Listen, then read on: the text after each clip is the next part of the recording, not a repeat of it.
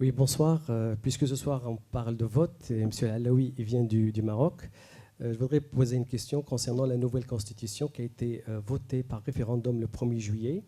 Dans cette constitution, il y a 3 articles des votes des Marocains à l'étranger. Or, lors des élections législatives, les Marocains de l'étranger ont été exclus de ce vote. Donc le ministère de l'Intérieur a décidé que les Marocains à l'étranger votent par procuration. Qu'est-ce que vous en pensez? J'espère que le fait d'avoir mis un costume ne m'assimile pas à un membre du gouvernement marocain ou pouvoir public, juste pour lever cette hypothèque. Il y a eu un choix. Comme vous le savez, le référendum constitutionnel a drainé énormément de trésorerie. Il a fallu l'équivalent de 15 millions d'euros pour pouvoir organiser le référendum constitutionnel et les législatives qui étaient dans la foulée. L'estimation de ce qu'il aurait fallu déployer comme énergie pour pouvoir faire que les Marocains résidant à l'étranger puissent voter dans des conditions qui sont honorables a fait que, non pas le ministre de l'Intérieur, mais tous les partis politiques, ainsi qu'une partie des représentants des Marocains résidant à l'étranger, et les juges qui s'occupaient de l'organisation des élections ont fait un choix extrêmement contesté et qui a fait l'objet de pétitions très importantes de la part d'associations de Marocains qui résident à l'étranger qui se sont sentis tout simplement frustrés de ne pas pouvoir participer à ce moment démocratique important. C'est un choix qui a été fait par les autorités. Continuez, Abdelmalek, vous êtes très écouté par vos co-intervenants. Non, mais je disais que c'est un choix qui est important, mais c'est un mécanisme à double détente. Parce qu'il y a aussi la question de la participation à la vie politique dans un pays qui est encore le sien, mais plus tout à fait. Et comment est-ce qu'on organise la clarification de cette situation au niveau de la participation des gens qui sont en situation d'immigration. Je pense que c'est quelque chose qui est absolument fondamental et qu'il faut que ce soit réglé par référendum. Je pense que là, il y a besoin d'un exercice démocratique pour savoir quel est le statut réel du Marocain résident à l'étranger, où est-ce qu'il siège dans la Chambre haute, quels sont ses représentants, comment est-ce qu'il peut s'exprimer, quels sont ses droits et comment est-ce qu'il peut participer à la vie de la nation. En fait, moi j'écoutais et j'écoutais bien. En fait, j'étais fasciné par cette explication hyper concrète et hyper finalement claire. Enfin, peut-être pas forcément l'objectif, mais de dire que voilà, ça coûte cher. À un moment, il faut organiser les choses. Mais pourquoi est-ce qu'on n'a pas ce genre de discussion très terre à terre dès qu'on parle des institutions? La BCE aussi, ça pourrait s'exprimer de façon claire, concrète et carrée. Il y a 2-3 personnes qui le font, bon, certains qui sont autour de cette table. Mais en règle générale, on vous explique que la BCE, c'est magique. Les gens ont été nommés, ils savent. J'ai eu une occasion qui a été un peu un marqueur, un déclencheur qui a permis aux gens de comprendre qu'en fait, ils n'étaient pas si bêtes et que peut-être leurs dirigeants étaient parfois un peu moins informés qu'eux. C'est sur le vote au traité pour l'Union européenne il y a quelques années, où autour d'Internet et autour de quelques personnes au démarrage, s'était organisée une monstrueuse contestation, un discours autour du non, en expliquant pourquoi il fallait voter non. Et au départ, les arguments, c'est fascinant à regarder. Pas tellement sur la masse, etc., mais sur la façon dont ça marchait. Au début, vous aviez un type qui arrivait et qui disait bah, « moi, je me pose la question ». Et là, vous avez quelqu'un qui répond « oh, moi, je voterais plutôt oui, moi, je voterais plutôt non ». Et là, les arguments commençaient à avancer de pair. Et puis, les gens commençaient à se dire mais attends, mais tu sais, ça, ce débat, il a déjà eu lieu sur cette autre page ici. Ah, mais ça, je l'avais vu sur Le Monde. Ah bah tiens, ça, je l'avais vu dans les forums de Slate, etc., etc. Et les gens commençaient à se renvoyer la balle les uns les autres, et au fur et à mesure, leur niveau de compréhension du sujet a monstrueusement augmenté, à tel point qu'au bout d'un moment, et notamment à la fin, il y a une grande partie d'entre eux qui étaient choqués, qui en avaient marre de regarder les débats à la télévision. Leur principal commentaire sur les débats télé, c'était de dire « mais ces gens sont moins informés que moi ». Mais comment c'est possible? Mais enfin, c'est pas croyable. Mais ils disent n'importe quoi. Et c'était ça, les commentaires. Et c'est là qu'est la difficulté. C'est qu'on commence à avoir une population qui, grâce aux outils numériques, grâce à ce genre de choses, est parfaitement capable d'avoir des arguments extrêmement clairs, simples sur combien ça coûte, qui décide, pourquoi, comment, d'où ça vient, comment est-ce qu'on négocie un traité, ainsi de suite. Et au lieu de ça, on continue à faire... Je ne dis pas que c'est forcément une mauvaise chose, c'est quelque chose qu'on peut comprendre dans la perspective d'une politique il y a 30 ou 50 ans, quand c'était difficile de faire passer l'information à tout le monde. Mais ce n'est plus le cas, c'est facile d'expliquer les choses maintenant. Donc peut-être aussi qu'il y a, enfin d'ailleurs pas peut-être, il y a forcément un énorme travail à faire de ce côté-là qui pour l'instant n'a pas tellement été pris en charge. Arnaud Montebourg, pardon. Oui, je dirais qu'il y a une sorte de lien entre le verrouillage du système politique, qui est différent selon l'histoire et la géographie des pays, et le degré de désir d'émancipation, de révolte ou de désaffection. Tout à l'heure, pourquoi j'ai mis en face Inside Job et Occupy Wall Street? Parce que finalement, la politique de dérégulation financière et de prise du pouvoir du système financier sur la politique américaine. Vous savez qu'il y a un arrêt célèbre de la Cour suprême des États-Unis qui a libéralisé les dons dans les campagnes électorales, permettant aux entreprises finalement d'acheter les hommes politiques librement. Alors qu'avant, il y avait eu un plafond, enfin un peu une loi ressemblant à celle qui est en vigueur en France. Donc finalement, que raconte le film Inside Job? Que Obama et Bush, et Clinton et Bush père, c'est-à-dire 20 ans et Reagan, 30 ans de politique, c'est la même politique qui est inspirée par les mêmes gens qui se sont succédés selon les alternances, avec derrière des intérêts monstrueux qui ont acheté la présidence des États-Unis et la politique aux États-Unis. Donc là-dessus, le désespoir est total. Et que quand un Obama vient avec un programme rooseveltien et qui est obligé, dans le système institutionnel des États-Unis, de négocier avec un Congrès qui lui-même est achetable congressman par congressman par le même système financier, eh bien, il n'y a pas de réforme possible. Et à partir de là, le désespoir est total. Moi, je fais la même analyse avec la Ve République depuis 10 ans. C'est-à-dire un verrouillage total, pas de contre-pouvoir, captation du pouvoir par monopolisation du pouvoir, monarchisation des pratiques à tous les étages, en bas, au milieu, la région, le département, les villes. Voilà. Tous les systèmes délibératifs sont paralysés et, d'une certaine manière, non-renouvellement, jamais d'intrus. Voilà, donc sociologie totalement. Donc le vrai problème pour nous. Mais je vous coupe. Attendez, non. Parce que là, ça suffit la Ve République. Il manque la conclusion à partir de laquelle la question vient. C'est donc que la question de l'organisation des pouvoirs publics est une question politique qui doit figurer dans les programmes politiques. C'est pourquoi, depuis 10 ans, je défends la Sixième République, avec des propositions concrètes.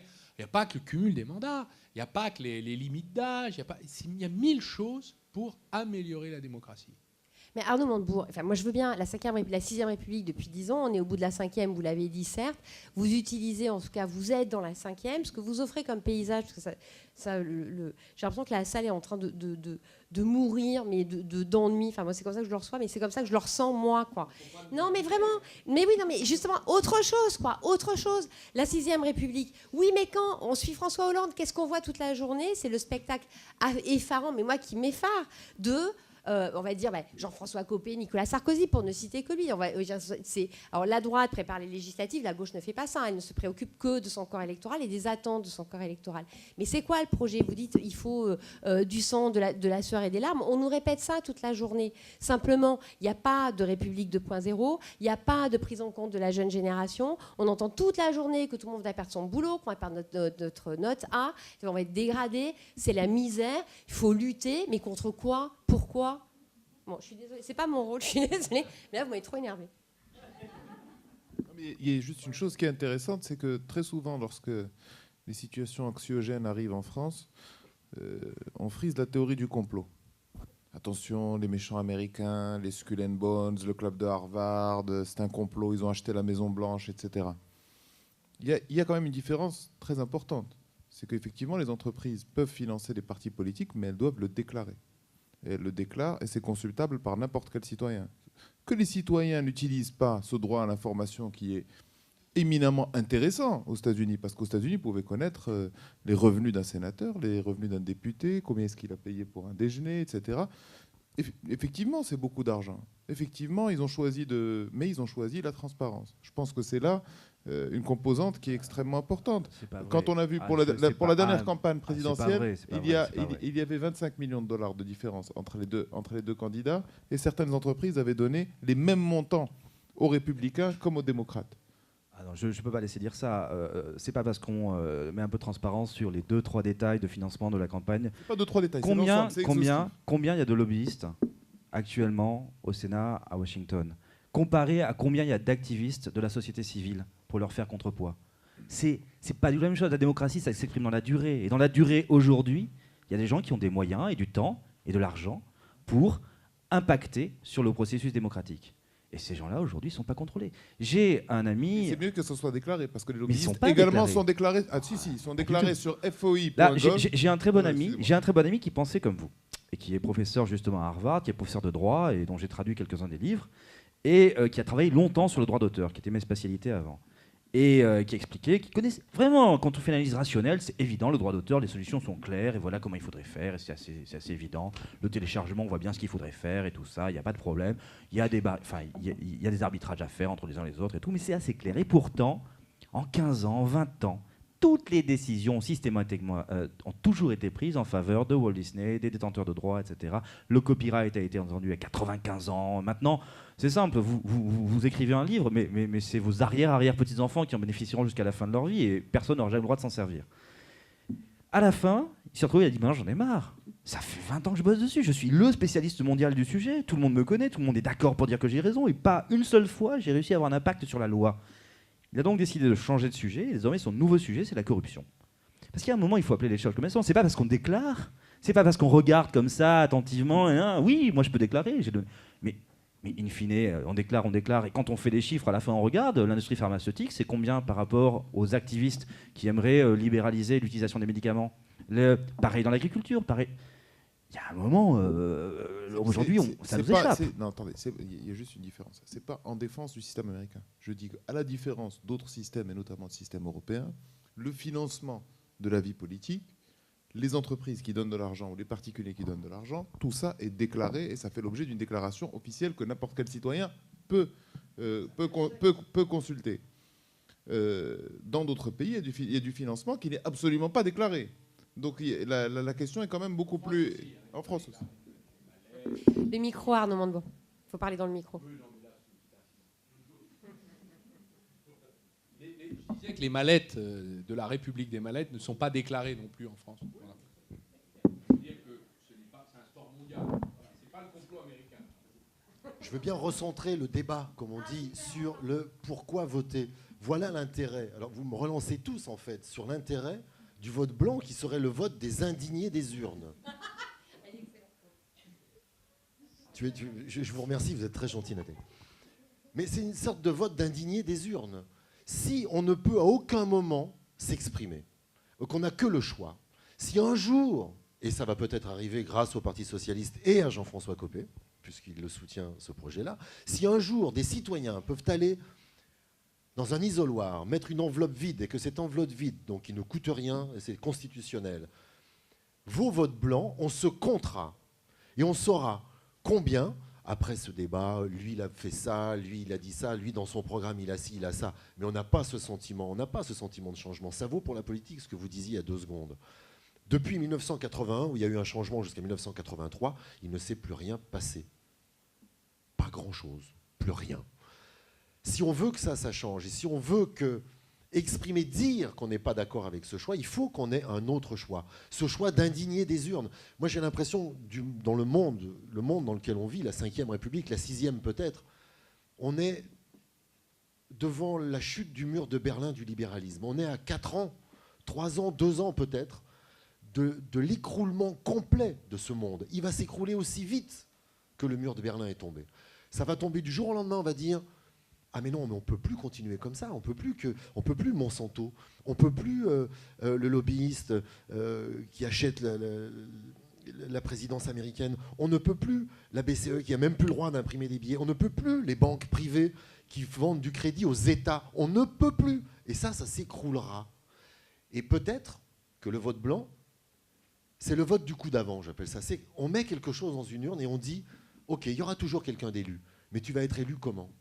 Et à la fin du truc, d'autres gens peuvent se dire, s'il y a 10, 15, 20% de vote blanc, il y a une place pour moi, il y a une place pour un autre discours, parce qu'il y a des gens qui veulent voter, qui aiment la démocratie, mais qui ne veulent pas du choix qu'il leur est proposé, parce que ce choix qu'il leur est proposé, il est toujours soumis aux mêmes choses. Je crie ou pas? Arnaud Montebourg voulait réagir. Oui, je ne suis pas contre la réforme faisant admettre le vote blanc. Moi, je trouve que c'est un acte politique important que de faire reconnaître le vote blanc. Mais on ne changera pas le monde avec des bulletins blancs. C'est certain. Et donc, moi, mon problème, c'est pas de crier mon indignation, c'est de transformer la société dans laquelle je vis, difficilement d'ailleurs, au sens où je ne l'accepte pas. Bon. Et nous sommes des millions dans ce... Donc, normalement, si on s'organise, on devrait pouvoir y arriver.